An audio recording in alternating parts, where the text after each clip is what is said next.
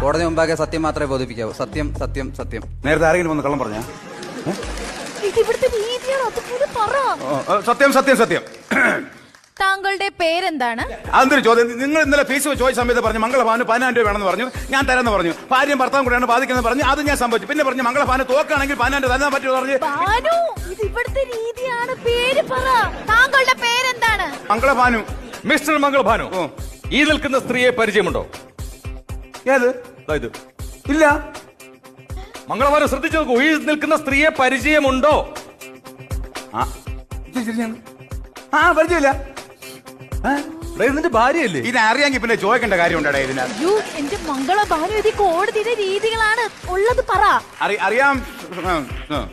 Actually എന്താണ് നിങ്ങൾ തമ്മിലുള്ള പ്രശ്നം? ആഴ്ചയിലല്ല പ്രശ്നം, ഡെയിലി പ്രശ്നമാണ്. കല്യാണം കഴിച്ചതിന് ശേഷം ഡെയിലി പ്രശ്നം. എന്റെ ജഡേജ് നിങ്ങൾ മനസ്സിലായോ? അത് പിന്നെ ജഡ്ജ്